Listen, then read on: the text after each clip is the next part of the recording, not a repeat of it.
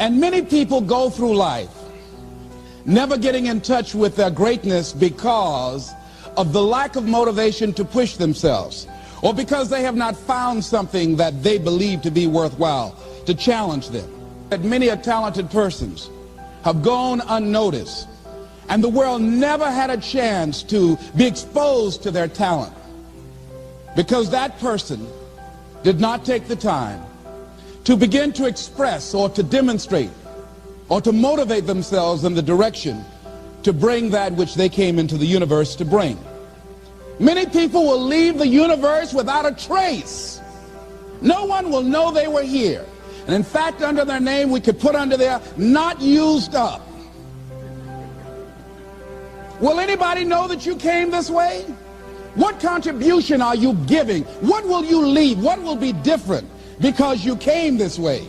That life is our gift to us, that God has given us, and how we live our lives is our gift to God. What kind of gift are you formulating? Is this a gift that you like to take back and do something else before you turn it in? Think about that. What can we do? What are some of the keys that we can begin to use to motivate ourselves when our batteries run low? Because I don't care who you are, I don't care what you do, at some time you are going to get tired. At some time you're going to get in a rut. Seem like nothing you do works out right.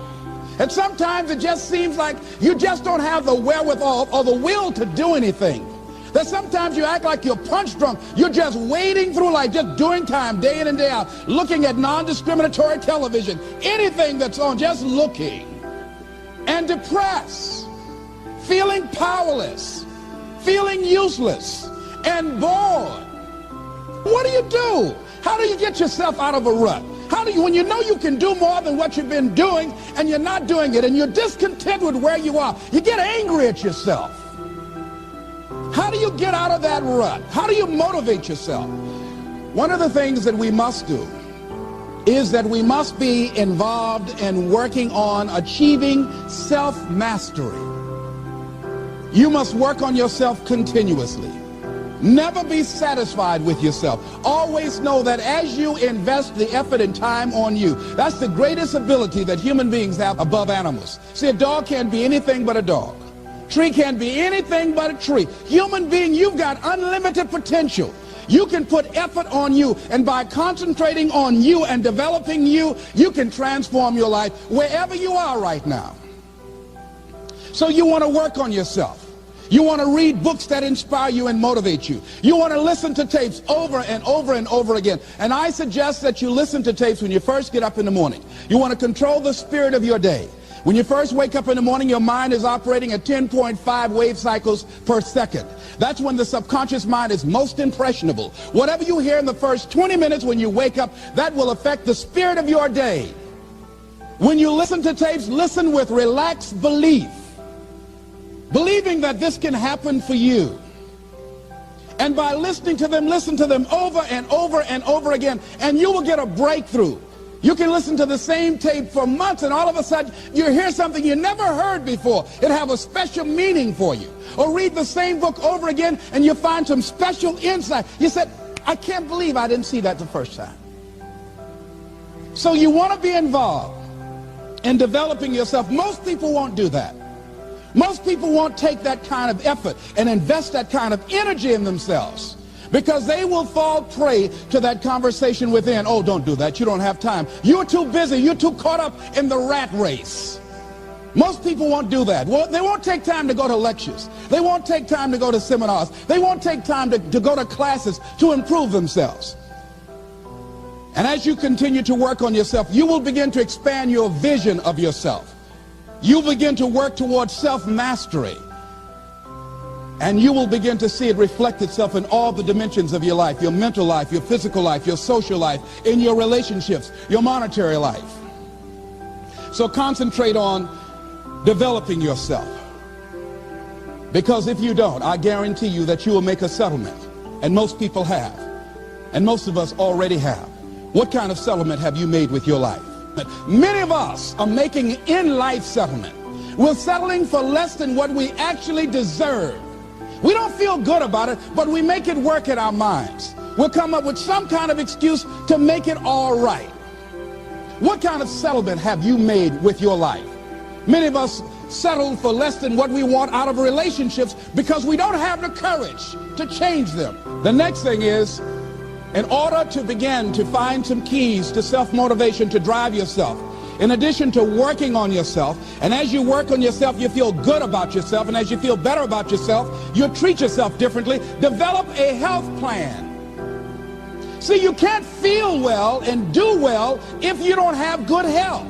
You can't perform if you don't have your health. Your health is valuable. Develop a health plan. A plan that you will follow, because this is the only vehicle that you have to carry you through this experience called life. And you want to take good care of it because you love you enough. You care enough about you. And that's not easy. It is not easy having a health plan and sticking to it. But you're worth it doing it again and again and again. Next thing is, as you take care of yourself, the next key is keys to motivation, to self-motivation. You want to live life with energy and passion. You want to make a conscious effort to be lively.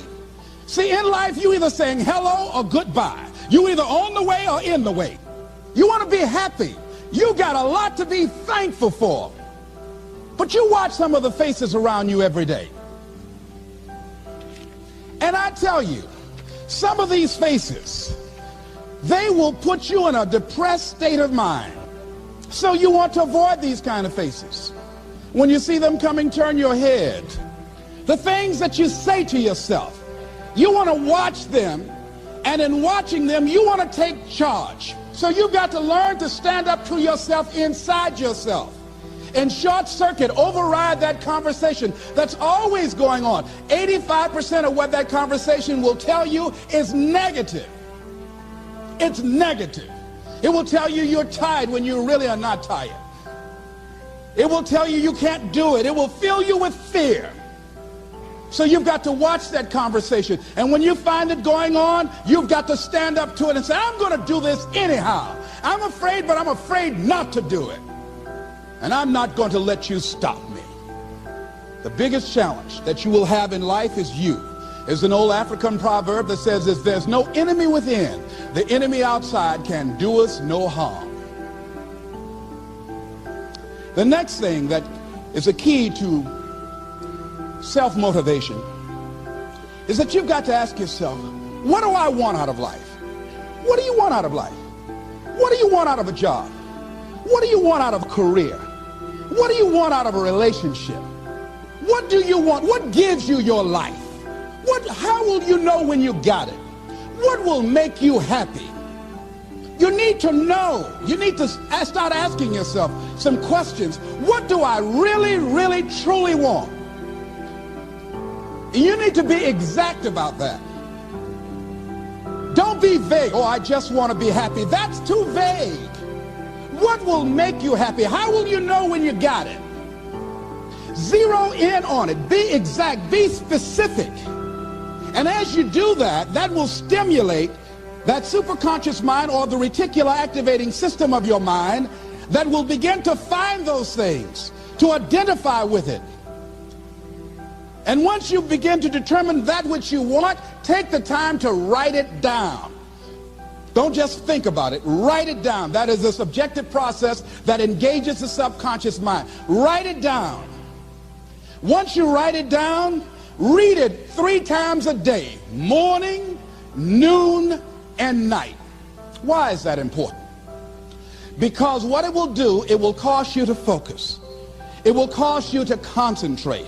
When that other conversation is going on telling you what you cannot do, telling you all of the impossibilities and all of the obstacles, your concentrating will begin to create a larger vision within yourself, and you start looking for and seeing some new opportunities. You start creating some openings for yourself.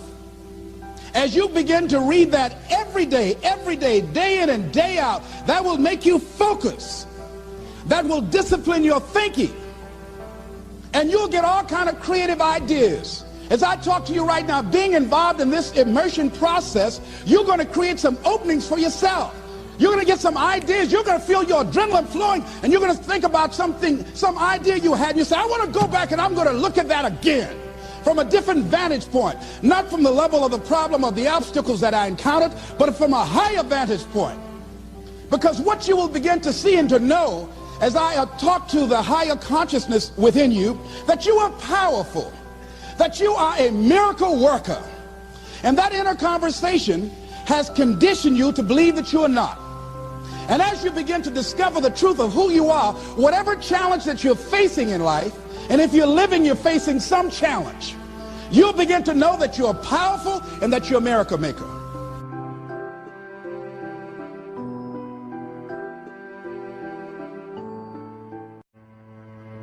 But imagine, if you will, being on your deathbed and standing around your bed, the ghost of the dreams, the ideas, the abilities, the talents given to you by life, and that you, for whatever reason, you never went after that dream. You never acted on those ideas. You never used those talents. You never used those gifts. And there they are standing around your bed looking at you with large angry eyes saying, we came to you and only you could have given us life. And now we must die with you forever.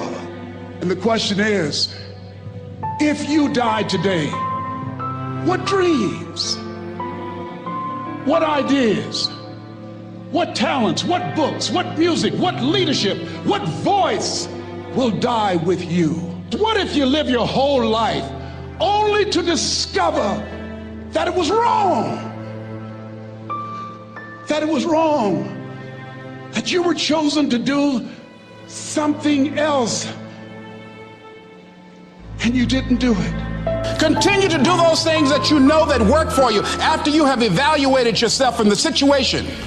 Continue to move. Stay busy, stay busy, stay busy. Find somebody that you can help so you can forget about you for a moment. See, sometimes the best thing to do is to be. Sometimes you have to just back up and go within yourself. A bow and arrow, you can't take a bow and just push it out an arrow. You just can't push the arrow out. You have to pull it back and then release it. Sometimes you have to back up and go within and pray and meditate and recharge your batteries. Go away, clear your head, and then come back and look at it from a different vantage point. Don't operate while you're under the spell or the effect of what's going on. Next thing is that you've got to activate the thinker in you.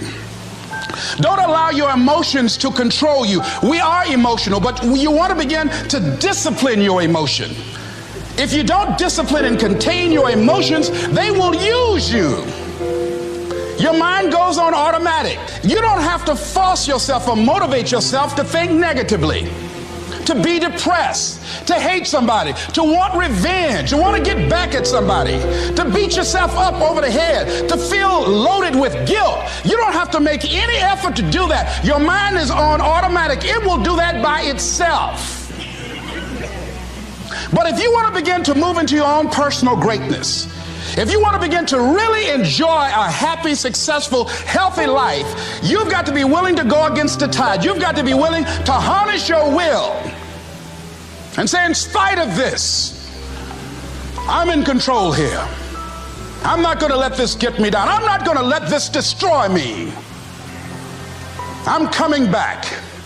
And I'll be stronger and better because of it. You have got to make a declaration that this is what you stand for. You're standing up for your dreams. You're standing up for peace of mind. You're standing up for health. You want it, and you're going to go all out to have it. It's not going to be easy when you want to change. It's not easy. If it were in fact easy, everybody would do it. But if you're serious, you'll go all out. So yes, I'm going to turn this situation around. I'm not going to sit back and moan and cry over what happened and what went wrong and who did what. I'm going to do something about this situation. The next thing that is important is that expect things to get better for you, because they are. See, life is cyclic. You're not, whatever experience you're having right now, it has not come to stay. It has come to pass. Not to stay, just to pass. It's just going through. The biggest challenge is to know what's happening. This is a part of this thing we call life. This too shall pass. And maintaining perspective, putting it in perspective. See, a lot of us, because of our limited vision of ourselves, a lot of us who begin to focus on problems and enable them to overwhelm us, we begin to think that we have no options. We begin to believe that there's no way out. There's always a way. Where there's a will, there's a way. I'm unstoppable. You've got to make those kind of declarations to yourself. I'm unstoppable. This will not get me down. And if I get knocked down, I'm going to be like Leo Pascal. You said you're going to have some low moments in life, but when you do, you will have high lows when you work on yourself. What are some of those things that you can do during this period of time? Go for walks. Do some things for you. Just go for a stroll so you can engage in some reflective thinking on life, on yourself, looking and enjoying the universe, smelling the roses along the way. Because you're going to have sometimes low moments when you won't want to get out of bed. You just want to stay there. At times you won't want to come out the house. At times you'll be feeling bad and don't know why. What's wrong? I don't know. It's necessary as you look at your goals and your dreams, it's necessary that you have a strategy and a game plan to change the story that you believe about yourself. And that's an ongoing process. I've discovered, and many people have, that what we do, what we accomplish, what we produce is a result of the story we believe about ourselves. My favorite book says, "Be ye not conformed to this world, be ye transformed by the renewing of your mind." And so as I began to work on myself, I realized that I'm getting out of one story and stepping into another story. As I become aware of some things, there's still some things I'm not aware of. So I'm still growing, I'm still developing. I'm like the lady who said, "Lord, I ain't what I want to be, ain't what I'm going to be, but thank God I sure ain't what I was." But I realized that you have to work on yourself on a regular basis, and write this down, for mental mindset. For mental mindset and stamina. Because things are going to happen to you. I believe that the reason that most people go to their graves with their talents and abilities and skills in them is because of the fact, number one, many are like me. They didn't know that they didn't know and thought they knew. I thought I knew myself, and I really didn't know myself as well as I thought. I've discovered that sometimes people can take you to a place within yourself that you can't go by yourself. The other reason is I was afraid. I never worked for a major corporation. I wanted to speak for corporations. I was afraid I would be exposed because I don't have a college education. I felt inferior because of the fact that I don't have a college education. I allowed that level of fear of failure to stop me. And because I never had any experience in it, I assumed that I could not do it. I was paralyzing myself by believing and assuming the limited part of myself as opposed to believing that I had something special. You have something special. There's something you want to do. Because you don't know how to do it doesn't mean that you can't learn. I like something that I heard. You don't have to be great to get started, but you have to get started to be great. The other thing is take full responsibility for your life. Accept where you are and the responsibility that you're going to take yourself where you want to go. Someone said we have two primary choices in life. We can either accept conditions as they exist, or we can take the responsibility to change them. See, a lot of people want to exempt themselves from taking responsibility. All they want to do is talk about the problem. Every time you see them, they'll tell you their story over and over and over and over again. No. You want to take responsibility for your life. I got me here, I can get me out of this. And I'm getting out. I'm not going to be a volunteer victim. There are two kinds of people in life. You know, he said those that make things happen, those that watch things happen, and those that don't know what happened. People that get along in this life look around for the circumstances that they want, and if they can't find them, they make them. They create them. So part of beginning to get unstuck, you've got to decide that the behavior pattern that you have adopted doesn't work for you. You've got to change your strategies, and changing your strategy means reinventing your life. Recreating you, and you have the power to do that. You can decide that you're going to change, that you're not going to be a wimp. You can decide that you're going to stand up to life. You can decide that I'm going to live each day as if it were my last. You have the power to make that decision. You can decide, I'm going to work on myself and develop myself. I'm going to empower me. And all of these things that are happening to me right now, they're just temporary inconveniences. They're not stronger than I am. I'm in charge here. They look at a man the way that he is, he only becomes worse. But look at him as if he were what he could be, then he becomes what he should be. Everything that you do, everything matters as you go through each day. And one of the things that I can just tell you as you think about your goals and dreams, all of us can say in a spirit of integrity that it's possible. That if anybody at any point in time lived their dream, then it's possible that I can live mine. If there's no enemy within, the enemy outside can do us no harm. And so, as you look at your goals and dreams, every day we must convince ourselves, we must sell ourselves on that it's possible. See, the people that will live their dreams, the 2% that will do that, these are, and write this down, become a risk taker. They're risk takers. They don't mind failing. They don't mind making mistakes. They're willing to take life on, take life in the collar. God said, if you're not willing to risk, you cannot grow. And if you cannot grow, you cannot become your best. And if you cannot become your best, you can't be happy. And if you can't be happy, then what else is there?